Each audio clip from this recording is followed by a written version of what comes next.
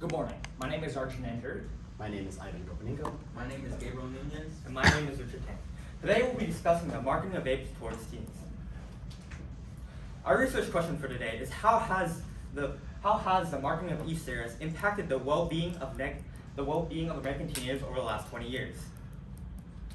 Through thorough research, we have found that it has negatively impacted the well-being of American teenagers over the last 20 years, primarily through marketing schemes via e-cigarette companies, accessibility to the product itself, health implications that may arise when using the product, and finally, a lack of government regulation. According to the National Library of Medicine, approximately 48.8% of infographics and/or advertisements promoted vaping products. And among these percentages, 29% of them promoted vaping as a lifestyle. This indicates that teens are being fed misleading information that leaves them unaware of the negative implications of vaping. Additionally, according to Dr. Jamie from Thoriac Medicine, roughly 50% of Twitter posts online about vapes promoted some sort of misinformation regarding the health and/or addictions that vaping poses. This suggests that e-cigarette companies are using social media as a means to take advantage of teens and their naivety by purposely deceiving them into purchasing their products. And according to this infographic from Consumer Notice, approximately 86% of teens are unaware of the fact that nicotine is in the e-cigarettes that they smoke on a day-to-day basis, while roughly 13 to 14% are aware of this fact. Furthermore, e-cigarette companies also use flavored vape cartridges as a means of enticing teens into purchasing their products. Flavors such as Pink Sticks, Candy King, Juice Box, Vanilla, Vape Pez, and Candy Cone are all oriented towards children.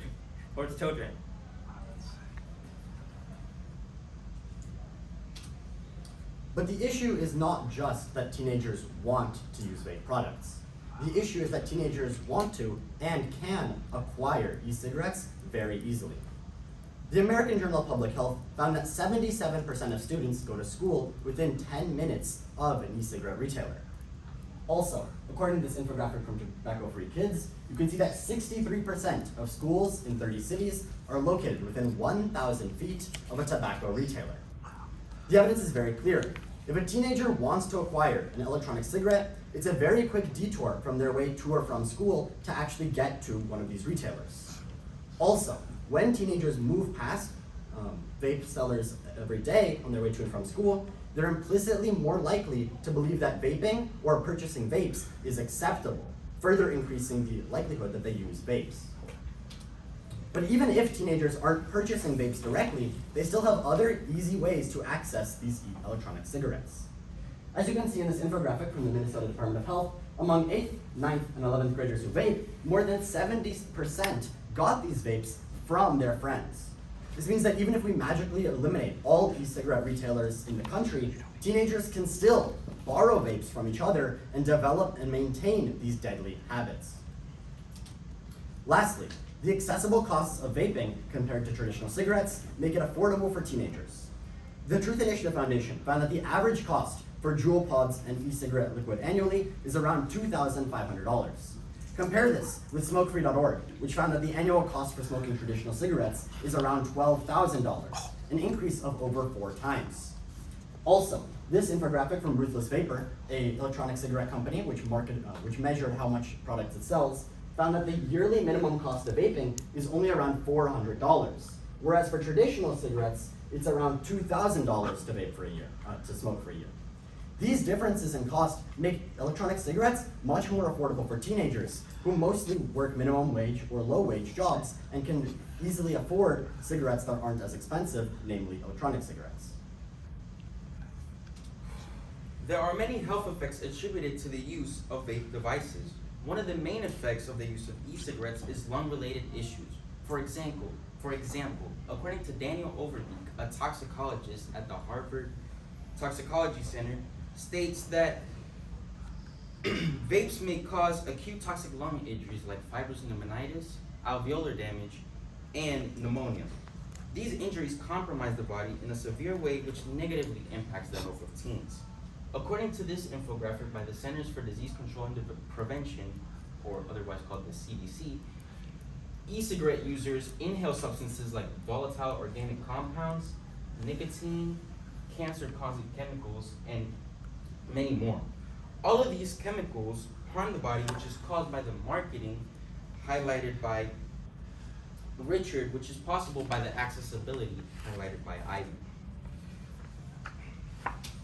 Furthermore, another negative health effect correlated to the use of e-cigarettes is the worsening of mental health.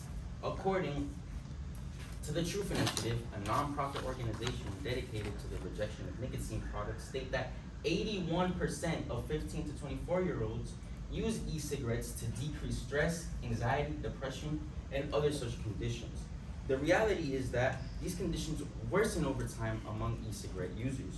According to the Truth Initiative, current e-cigarette users had 1.67 times higher odds, and former e-cigarette users had 1.52 times higher odds of reporting at least one day of poor mental health in comparison to never users. These conditions worsen over time, which leads to teens buying more vapes, which leads to a cycle of use or addiction. To add on, the CDC, according to the CDC, e-cigarettes can harm the parts of the brain that affect mood, learning, attention, and impulse control. Since teens have a developing brain, these effects can considerably harm their development and cause many other problems down the road. In the first place, teenagers should not be able to get their hands on e-cigarettes. According to this demographic, the majority of the United States, shown here in blue, restrict the legal buying age of e-cigarettes to 18, some states being even stricter. Despite this, the problems my partners have been speaking about continue to persist, largely as a result of ineffective age restrictions. A survey of past 30-day e-cigarette users in urban areas by PhDs at George Washington University showed that 51.1% of buyers were not asked for age verification on a regular basis.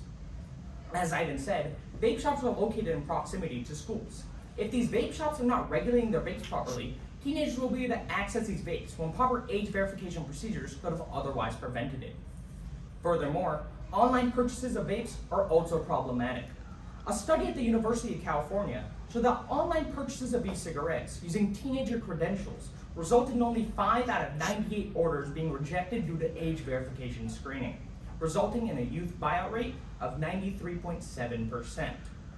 Purchases on the internet, where one's identity can easily be fabricated, are especially prone to bypassing age restrictions, which shows the government's inability to solve this problem. To solve the problem of the marketing of vapes and e-cigarettes to teenagers, better federal regulations need to be mandated. For example, greater taxing on vapes, federal penalties, and stricter age verification procedures, both online and in person, should be implemented. However, there are a few problems that come with this solution. For example, in implementing these restrictions, long drawn-out political processes may take a long time. Furthermore, lobbying efforts by large vape companies can impede efforts to push forward these regulations. In the end, there is no guarantee that all retail channels of e-cigarettes to teenagers will be cut off. However, with effort, they can definitely be reduced. Thank you. Any questions?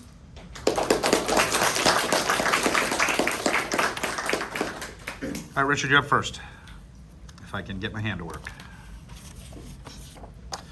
Richard, what's an example of a compelling argument from one of your peers' IRRs that you decided not to use in the presentation, and why?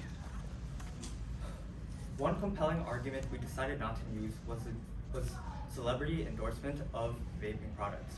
We decided not to use this argument particularly because it did not pertain to our presentation because of my perspective, where it covers social media as a broad. Right?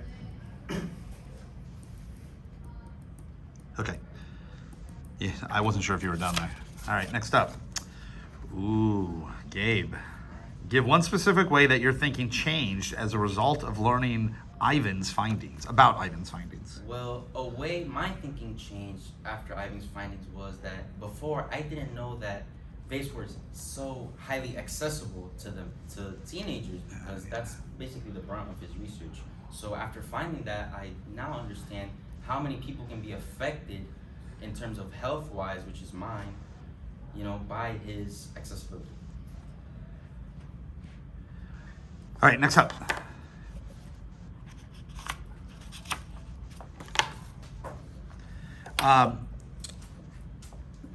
Arjun, reflecting on your colleague's work, which one had the greatest impact on your understanding of the problem? Reflecting on my colleague's work, I think the person who had the most. Can you repeat the question, please? Sure.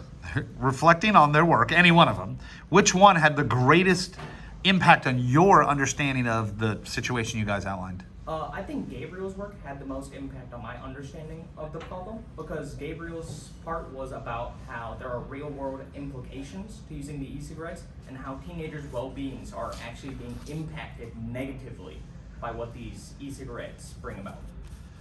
All right. And last up, Ivan, what's a way in which your team's solution for you guys makes you think differently about your own individual work? Could you repeat the question, please? Sure. What is a way in which your team's solution, the solution you guys came up with, makes you think differently about the work you did?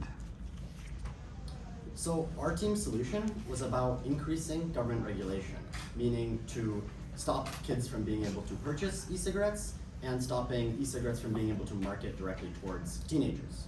This is very different from my research, which was specifically talking about how kids access these e-cigarettes. So once I learned that government intervention could be a solution, that completely shifted the solution that I had in my IRR. In my individual research report, my solution was that if we had awareness campaigns throughout the country, we could encourage kids not to use electronic cigarettes. But then after listening to our solution and everyone else's research, we realized that government intervention is a far better solution.